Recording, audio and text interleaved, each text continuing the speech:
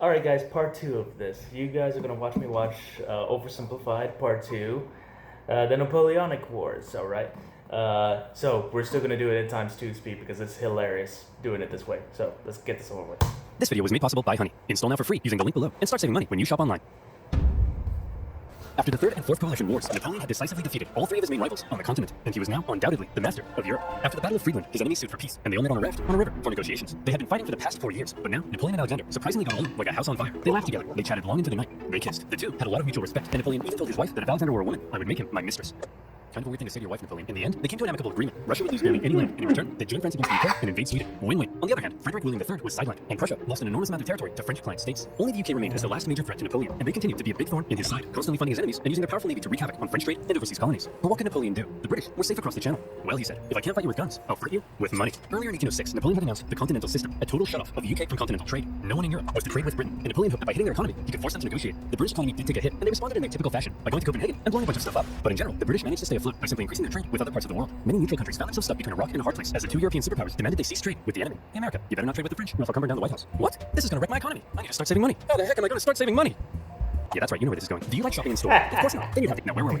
Oh yeah, making peace with the Russians, the continental blockade, Copenhagen. Sick of being blown up for doing almost nothing, and under significant pressure from Napoleon, the Danish officially sided with France. But Napoleon's blockade had the biggest effect on continental Europe, who were now cut off from a major trading partner, one that controlled the seas and held a rich, growing empire. And a lot of countries didn't fully comply. Portugal, a traditional British ally, refused to take part. No problem. Napoleon sent an army and engaged it, but it wasn't with Portugal. Many of Napoleon's allies were also suspect. Your Majesty, it seems that Spain isn't properly enforcing the blockade. Spain? Why not? Well, it appears they've been trying to find a way of being your ally since they lost their freedom to fight. What is with these people? It's almost like everyone's only pretending to be my ally because they know otherwise I'd beat them up. Do I even have any real friends? Are you my friend Pierre? Say yes or I'll slap you. Napoleon had come to mistrust his allies of the south, and in particular, Napoleon thought the Spanish royal family were an incompetent mess. Alright, Carlos, you've got to get it together. How can I trust you when all you do is go hunting? Meanwhile, you let this ambitious nobody who dislikes me run the country, and you seem to be the only person in the universe who doesn't realize he's boinking your wife. And what's worse, who the heck are you? I'm the king's son. I just overthrew my dad. So actually, now I'm the king.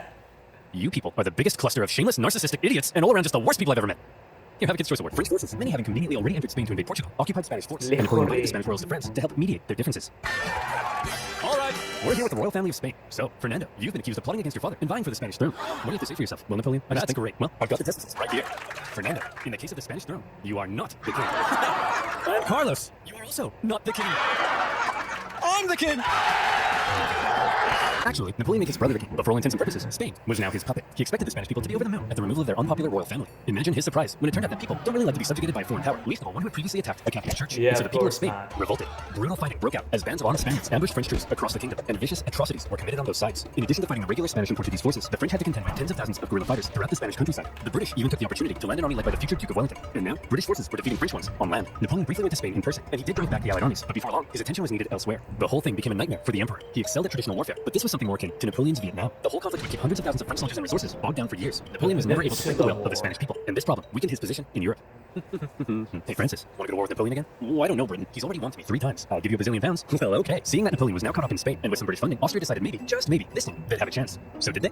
No. Napoleon defeated them in just 4 months. It was quick, but it wasn't exactly easy. The Austrians had been watching Napoleon and learning, and they had made some reforms, while Napoleon, after years of war, was increasingly having to rely on inexperienced conscripts. So this time, the Austrians gave him a run for his money. The Fifth Coalition saw some of the bloodiest battles to date, including Napoleon's first major defeat, and when he did finally defeat the Austrians at the Battle of Wagram, it was a very costly victory. Still, Napoleon had yet again kicked Francis's butt, and as part of the peace terms, Austria lost a bunch more land. Not long after, however, Napoleon and Francis came to another agreement. It was decided that Napoleon would marry Francis's young daughter. But wait, doesn't Napoleon already have a wife? Well, yes, he did. Josephine and Napoleon had become quite fond of one another. But now that Napoleon was playing the monarch game, he needed a male heir, and his aging wife wasn't giving him one. So it was out with the old and in with the new. At least he didn't behead anyone. For Austria, they felt that if Napoleon was going to keep on winning, they may as well be on his side. So through the marriage, Napoleon got an alliance with Austria and a beautiful baby potato. Between the failing blockade against Britain, the ongoing war in Spain, and now his recent struggles in Austria, cracks in Napoleon's invincibility were beginning to show. But still, look at this map. So blue, so beautiful. Even Sweden, after being pulverized by Russia, overthrew their king, and after an interesting chain of events, ended up putting one of Napoleon's own marshals in charge. Marshal Bernadotte took the name Karl Johan and became Crown Prince of Sweden after agreeing to join Napoleon's continental system. For now, Sweden was Team France. Napoleon was on top of the world. He had won an endless string of victories. All he had to do now was sit back and not make any ridiculous calculations that could completely turn the tide of war. So let's see what comes next. France's alliance with Russia was a terrifying prospect. Together, the two could have been unstoppable, but unfortunately, the alliance didn't last. The Russians felt they weren't getting a third deal. Napoleon's Duchy of Warsaw right on their doorstep was a bit of an insult, and then their economy began to tank because of Napoleon's British blockade, and eventually, they began to open up trade. It seems Alexander is no longer abiding by the continental system and has begun trading with the British. Alexander? But he kissed me. He kissed you? You wouldn't get it, Pierre. No one would ever kiss you. The security of Napoleon's empire depended on removing the British threat, and he wasn't happy with Russia's backdoor shenanigans. And so in 1812, Napoleon decided to go to war. He gathered together the most massive army Europe had ever seen, made up of troops from every corner of his empire, and he prepared to invade. Okay, it looks like Napoleon's coming for us. Generals, I need ideas. We could stand and fight. No, that's stupid. You're stupid. We could run away. You You're a star. You'll remember Napoleon's tactics relied on astonishing speed to outmaneuver his enemy and force a quick, decisive battle. Well, I've got 2 words for you. Scorched earth. If his opponent retreated while scorching the earth, his men couldn't live off the land. And if his men couldn't live off the land, he needed his supply trains. And if he needed his supply trains, he couldn't move quickly. And if he couldn't move quickly, he couldn't outmaneuver his enemy. And if he couldn't outmaneuver his enemy, I think you get the point. Napoleon launched his invasion and hoped for a quick battle, but all he could do was try to catch the retreating Russians while moving deeper and deeper into hostile territory. As he went, the horribly hot summer devastated his army. His men died of heat, exhaustion, and disease. Supplies began to run out, and his men began to starve. Many deserted. And still the Russians continued to retreat. Numerous times Napoleon considered turning back, but that little voice in his head kept on telling him, keep going, just a little further. And don't worry, you're definitely average height for the time. He nearly caught the Russians at Smolensk, but it was his birthday, so he had a party instead. When he finally reached Moscow, he predicted the Russians would such a historic and holy city without a fight. And he was right. The Russians finally turned to face him for the single deadliest day of the Napoleonic Wars, the Battle of Borodino. The Russians fought valiantly, and as he got older, Napoleon's battle tactics seemed to become a little less refined and a little more run straight at the enemy, try not to die. He launched a full frontal assault at the Russian defenses, and as a result, the death toll was colossal. The Russians eventually decided to retreat, leaving Moscow to fall into Napoleon's hands. Quick, the French are taking the city. Release all these prisoners immediately and tell them to burn it to the ground. Well, Jimmy the arsonist, you're not going to believe your luck. Moscow went up in flames, and as Napoleon entered, it became very clear his army wouldn't be able to stay there very long. But he had just defeated the Russian army and taken their most beloved city. In his mind, he had won. So he sent Tsar Alexander in St. Petersburg a letter. Your Imperial Majesty, Napoleon requests your surrender. How shall I respond? You shan't, Dmitri. Ever?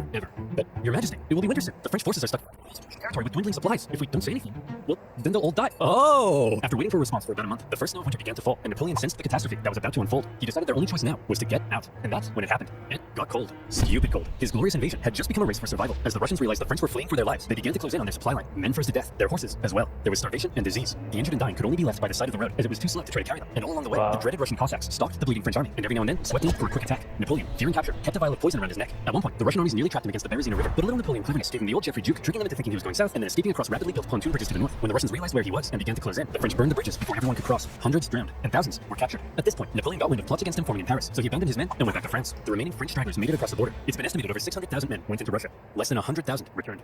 Napoleon was now in a very precarious situation. His army had just been obliterated, and the other European leaders smelled blood. Here was an opportunity to take advantage of a weakened Napoleon, regain territory and influence, and liberate Europe from his dirty French paws. And so they began to turn. Prussia soon broke their alliance and switched sides, while Austria declared neutrality. Even Sweden, led by one of Napoleon's old marshals, joined the Allies, partly due to Napoleon's earlier invasion of Swedish Pomerania. The War of the Sixth Coalition had begun. The coalition forces had been reforming their armies, and they were now much bigger. And the UK had also significantly amped up its financial aid to its continental allies. Their armies quickly advanced through Poland and into Germany. In Paris, Napoleon was understandably freaking out. He needed to put together a new army fast, and he called up over 100,000 new conscripts, mostly teenagers. He also put his factories into overdrive, and he was like, you, make more rifles. You, build new cannons. You, make more horses. I don't make horses. Then who makes horses? Horses make horses. Explain how. Well, when a daddy horse and a mommy horse love each other very much. Yes, go on. Well, then the daddy horse...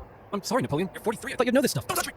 As it turned out, Napoleon's lack of horses was the biggest toll on his army, since his tactics relied on speed, maneuverability, and destruction. When he took the fight to the Allies in 1813, he did defeat them and sent them running. But lacking cavalry, he was unable to effectively pursue and destroy. He needed horses. For the Allies, being defeated in battle by a man whose army was now full of inexperienced conscripts was concerning. So both sides were like, hold up, time out. The Allies were somewhat cornered, and had Napoleon kept going, it's possible he could have won. But instead, he agreed to a brief truce with the Austrians, mediating between the two sides. When Austria demanded Napoleon make major concessions, Napoleon told them to shove it. Having had their terms rejected, Austria felt now they were justified in saying, well, we tried, and they joined the coalition. Okay, look at us. The boys are back together. But Napoleon is still dangerous, so we need a plan. Any ideas?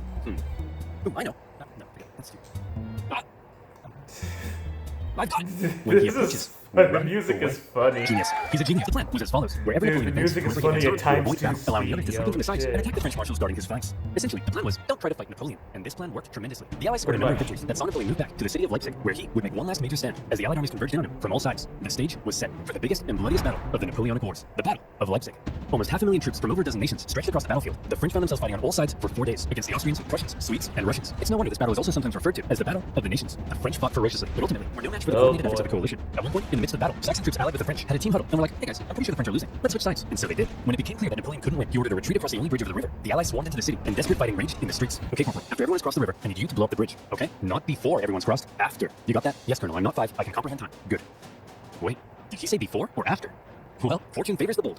The bridge was blown early, and 30,000 French troops were stranded and captured. A disaster. And with that, the dominoes were beginning to come crashing down on Napoleon. In the south, an army under the British Duke of Wellington had been pushing the French out of Spain for the past few years, and were now crossing into France. Austrian armies had pushed into Italy, while Napoleon's old flamboyant cavalry commander, Murat, who Napoleon had made king of Naples, decided to switch sides. German states, many resentful after years under Napoleon's thumb, turned against him, and the Confederation of the Rhine collapsed. Bernadotte invaded Denmark, and they were forced to join the coalition, while the Netherlands were liberated. You'd think Napoleon might have seen the writing on the wall, but he was Napoleon, and so instead, he prepared to keep fighting. As attitudes in Paris were already beginning to turn against him, he called up more conscripts to defend the exhausted nation. As for the Allies, they weren't sure exactly what they were aiming for here. A few peace offers were floated that may have let Napoleon keep his position, but the British kept throwing around even more money, and eventually, they all agreed that the ultimate aim was the deposition of Napoleon entirely. And so, Napoleon embarked on one of his most famous campaigns to defend the homeland. He was completely outnumbered, but the Allied armies had split up and spread out. His army was so small that he could move at lightning speed, and he used this to his advantage. In the famous 6 days campaign against Prussian General Blucher, he attacked from all directions and defeated Blucher's forces 4 times, only suffering a tenth of the casualties he inflicted, even with his back completely to the wall. Napoleon was still Napoleon. Then he turned south to take on Schwarzenberg's army of Bohemia and enjoyed even more victories. However, Napoleon's problem was that he couldn't be everywhere at once, and wherever he wasn't, the Allies continued to push towards Paris. He made one last-ditch attempt at moving in behind the enemy lines and cutting off their communications, but Paris was in disarray, and the people were sick of war. One ambitious suspicious and slightly treacherous politician sent the Allied armies a letter basically saying, hey guys, come on in. And so,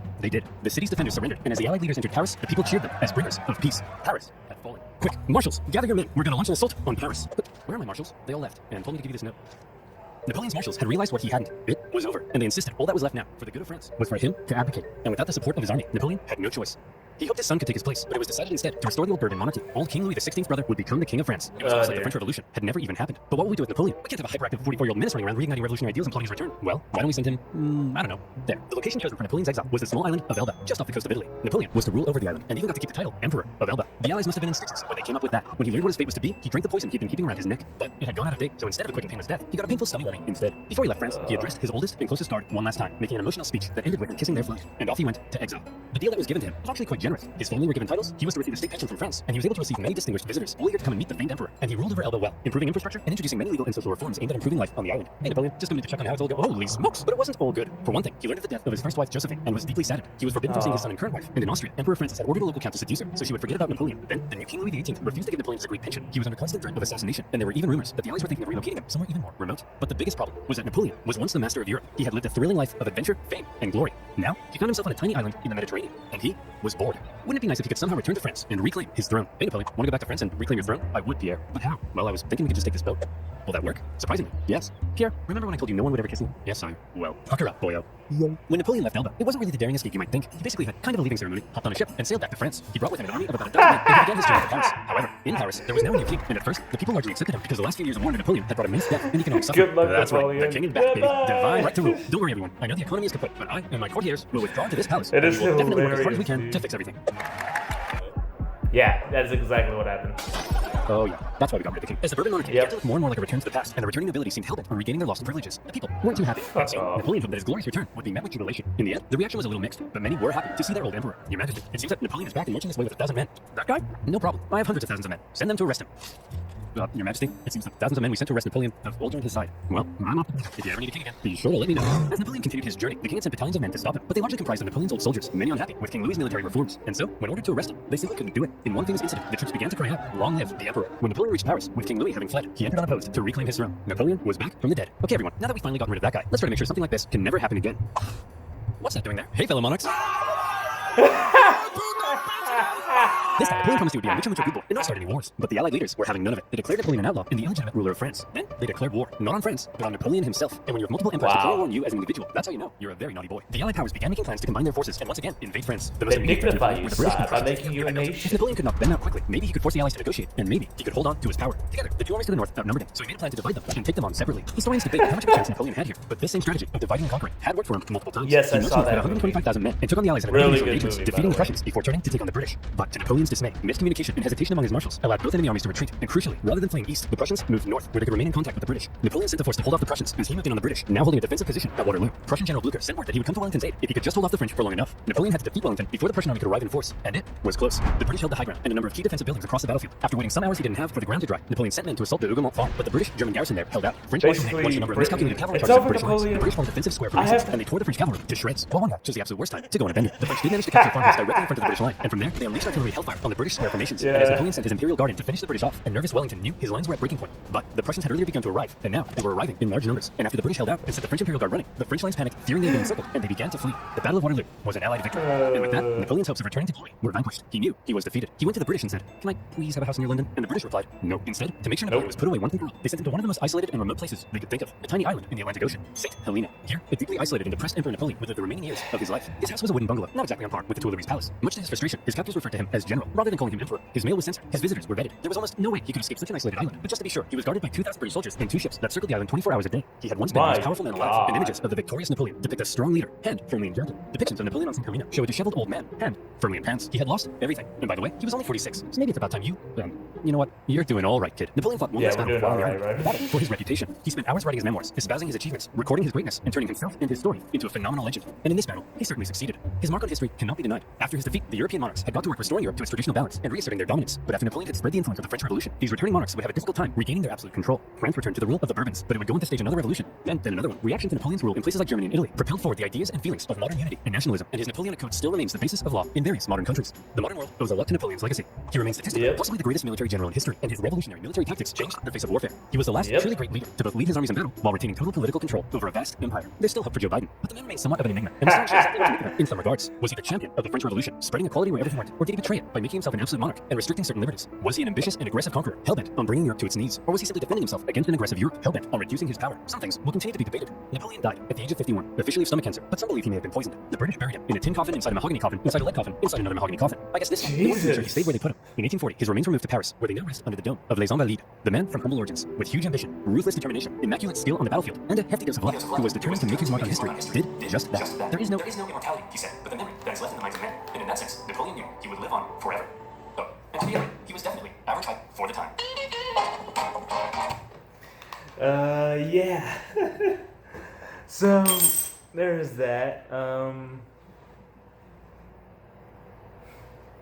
My God. Okay, so yeah, that was my reaction to it, guys. I mean, I have nothing to say. I mean, I really have nothing to say. Watching it at times 2 speed is hilarious, and the music is just funnier at times 2 speed for some reason. But anyways, yeah, that was my reaction, and yeah, just like let me know what you guys think if you want, if you only if you want to. And I recommend you guys go check it out. If you want to watch it at normal speed, that's fine. That's fine. I prefer watching it at times 2 speed for some reason, because now it's funny. It's just a lot funnier for some reason now. All right, then. That was it. I'll see you guys later.